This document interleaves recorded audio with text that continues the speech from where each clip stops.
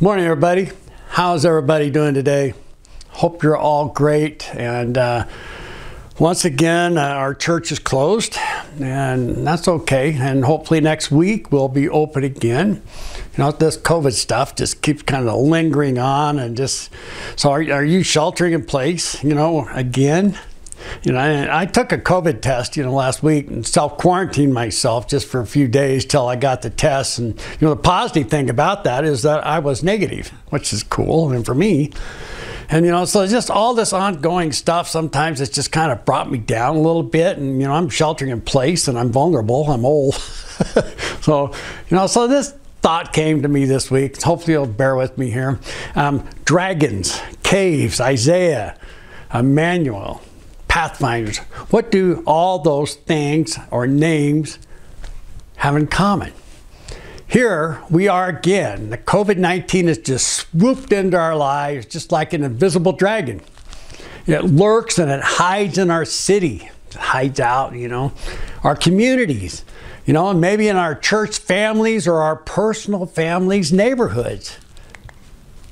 These invisible dragons, they spew their invisible COVID-19 flames, but just the COVID-19 infections onto unsuspecting prey, which is us. This infection has made a large percentage of people in the entire world face isolation. The lonely people have become prisoners, and I'm one of them, in their own homes. And they've been sheltering and hiding in their caves in their homes. Or maybe in their caves. Isaiah said in chapter 2:19, people will flee to caves and hide in the rocks and in the holes in the ground and go dig a hole, hide in that thing. From the fearful presence of the Lord and the splendor of his majesty when he rises to shake the earth. And might need a little earth shaking to fix this mess we're in right now. So back to the COVID-19. It has caused relationships to crumble, addiction to rise, and the faith to diminish, in a large percentage of people, including me a little bit, and in the entire world. It's caused corruption, rebellion, brokenness, fatherlessness, oppression. Dare I go on? Do you think that I've been talking about America, which I kind of am, or the world, or what do you think about that? Have you ever read the first chapter of Isaiah? Most of you probably have.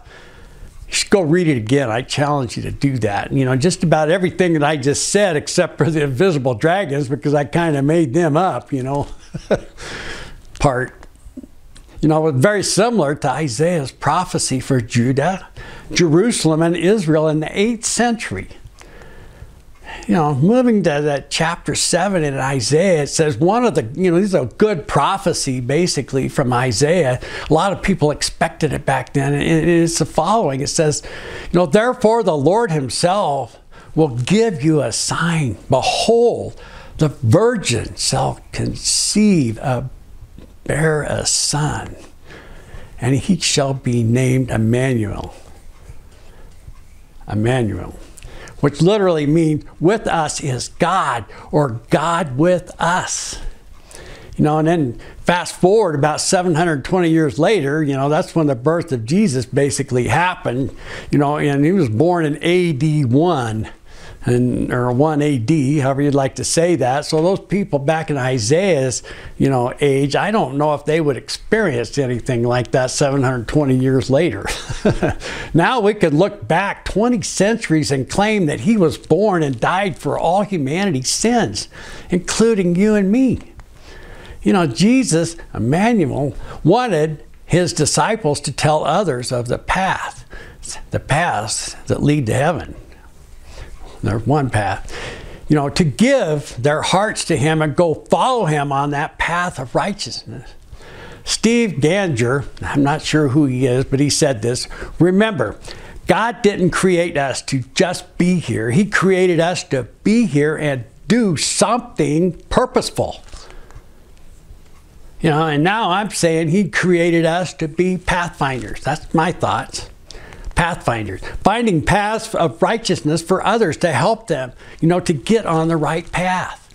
Keeping this in mind, we are on earth right now and we're not in heaven. And, all of us, we stumble sometimes. Even if we're on the path, we stumble off, or just things are, there's always things kind of in our way. It's, it stays, for us to stay on that path, and the evil one, he just loves setting up obstacles, in our way all the time. Guess what? When you believe that Jesus died for you and your sins, he's going to just step right in there and help you remove those obstacles and help you get around them, and make your path smoother, for sure. So that's how I'm tying dragons and caves, Isaiah and Emmanuel, and Pathfinders together. So if you need help finding your path and you are tired of all the obstacles in your way and you want to live again, and just think about that, to live again, man, that's just be so cool. And, contact us, the Greeley Vineyard Church or a Vineyard Church in your area, and there are Pathfinders there that can help you there, definitely. So stay tuned for another little verse I put in here from Isaiah, and I'm sure that you'll enjoy it. And folks, you have a great week, and hopefully we'll see you in person maybe on this coming Sunday. Take care of yourselves and see you later.